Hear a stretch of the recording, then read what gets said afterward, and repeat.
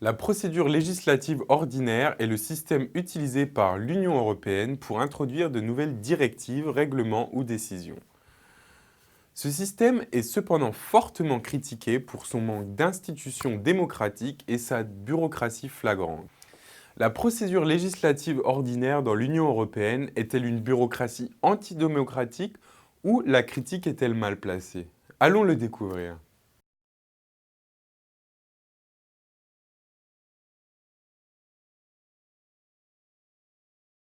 Pour commencer, tous les nouveaux règlements ou directives sont proposés par la Commission.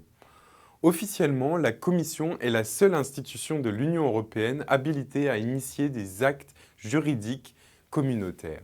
C'est essentiel. Alors, n'oubliez pas ceci, car nous en reparlerons plus tard dans la vidéo. Néanmoins, le Parlement européen et le Conseil peuvent demander à la Commission d'initier une proposition par un vote à la majorité qualifiée. Il existe également 4 autres exceptions mineures qui sont expliquées dans la description ci-dessous. Toutefois, avant que la proposition ne passe à l'étape suivante, la Commission publie des analyses d'impact, dans lesquelles elle expose en détail les conséquences économiques, sociales et environnementales potentielles que la proposition pourrait avoir. En règle générale, la Commission consultera également les parties intéressées. Vous et d'autres entreprises ou groupes pouvez également participer à ce processus de prise de décision par le biais de ce site web. La deuxième étape a maintenant lieu. La première lecture. Le Parlement européen peut soit adopter la proposition, soit y apporter des amendements. Le Conseil peut alors soit se mettre d'accord avec le Parlement en adoptant la proposition, soit apporter d'autres amendements pour entamer la deuxième lecture.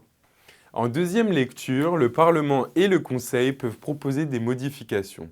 Si les deux institutions sont d'accord sur ces modifications, la proposition est adoptée. Dans le cas contraire, un comité de conciliation est constitué.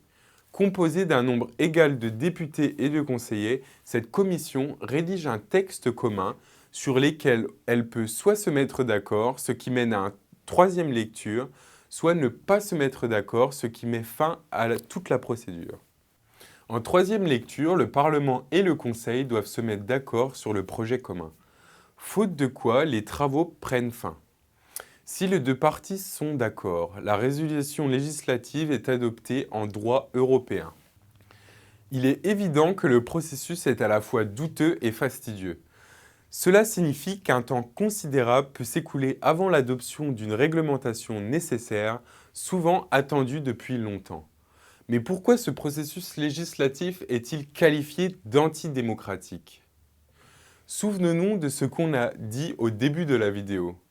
La Commission est la seule institution capable d'initier le processus démocratique.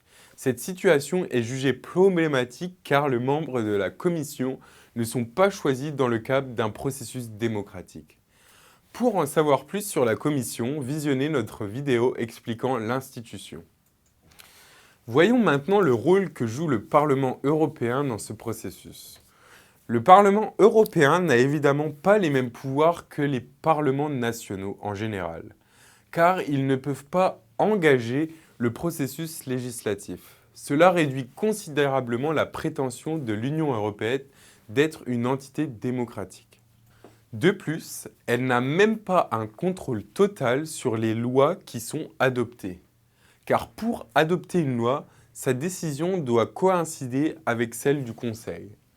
C'est d'autant plus grave si l'on considère que le Parlement européen est le seul organe européen qui est choisi par des moyens démocratiques. C'est le principal défaut de l'Union européenne. Et dans l'ordre du changement, chaque Européen doit participer et promouvoir le changement. Rejoignez-nous, We Are Europe, ou faites un don, faites un changement, faites que ça compte. Merci de regarder.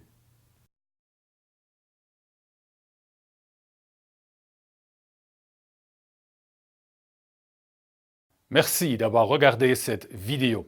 Cette vidéo a été produite par We Are Europe. Je m'appelle Jens Bargens et je suis le coprésident de We Are Europe, une ONG fondée il y a 7 ans à Düsseldorf.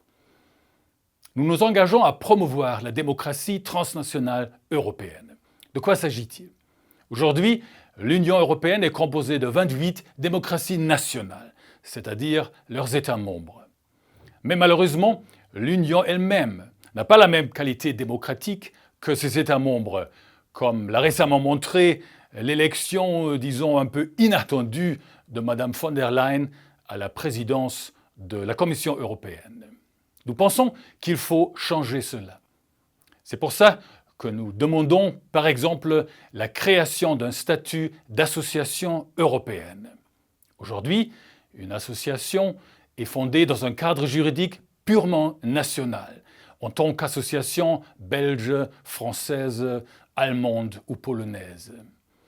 Mais ce que nous réclamons, c'est qu'il soit possible au plus tard, en 2024, de fonder des associations européennes, c'est-à-dire des associations qui sont légalement reconnues depuis le premier jour dans l'ensemble de l'Union européenne. Pour plus d'informations sur We Are Europe, jetez un coup d'œil sur l'infobox. Merci et à très bientôt.